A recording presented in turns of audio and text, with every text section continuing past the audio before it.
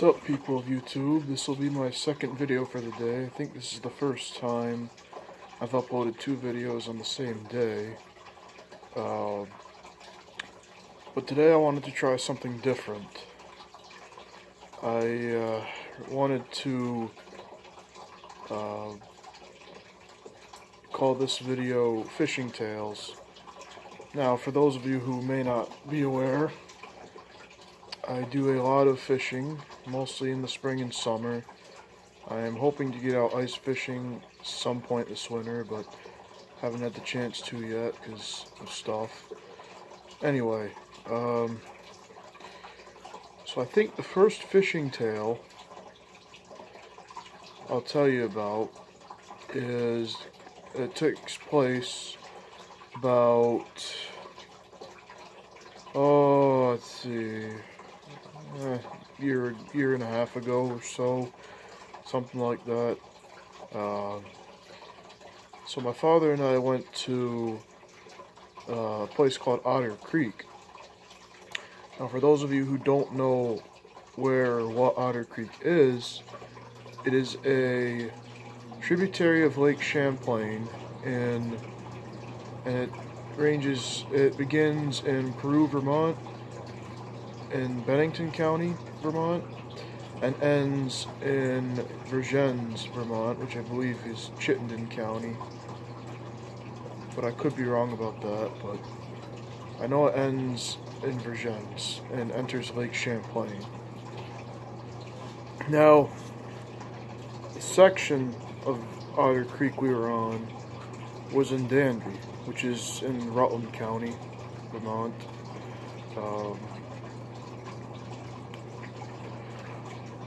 So basically, we were at this little access. Now, I'm not going to tell you the exact location down to, I'll just say the section of the creek was in Danby.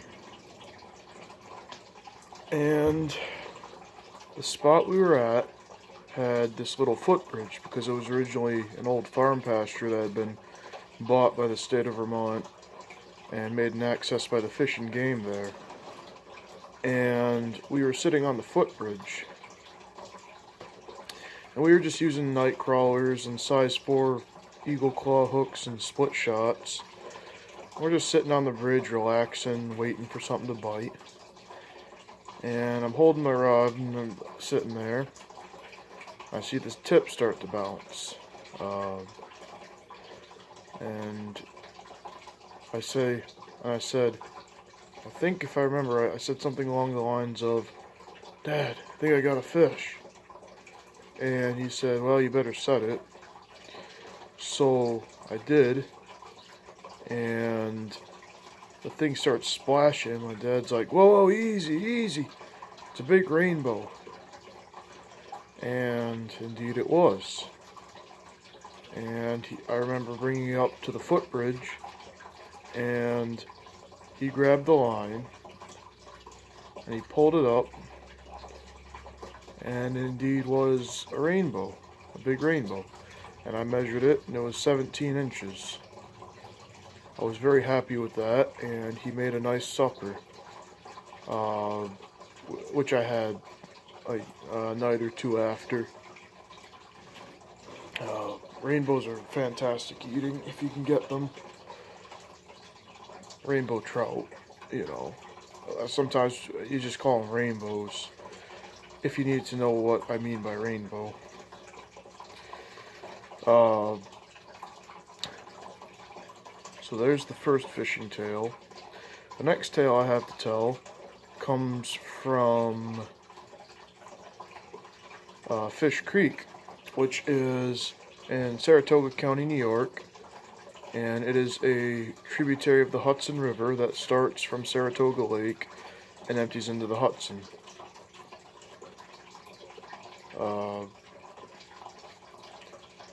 And this part was kind of close to Schuylerville, but I'm not going to tell you the exact road or whatever it was on. I'm just going to say it was near Schuylerville.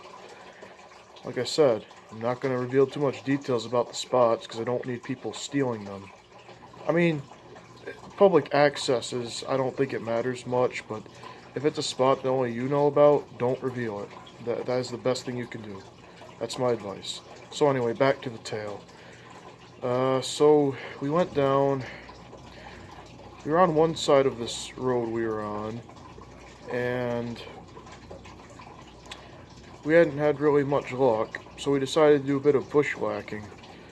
And I remember we had to walk through these freaking stinging nettles. Well, I don't think they're necessarily stinging nettles, but they're just, I know they're nettles.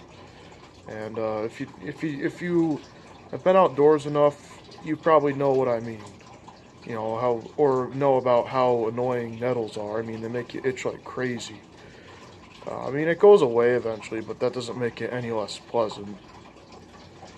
So anyway, we're going down along the bank, and we find these downed logs, and we decide to try around them. Now, if you don't know, downed logs are excellent cover for fish of all sorts. I mean, whether it be bass or trout or crappie or whatever.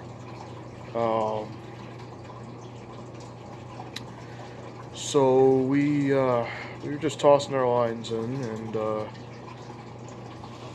I think I caught a 14.5-inch bass, and we had that on the bank behind us. If you don't know, I do take most fish home to eat, so don't hate on me for that, please. It's just what I do, my preference. And yes, I did keep a largemouth, because this bass was a largemouth, and I just like to eat them. If you have a problem with that, I'm sorry.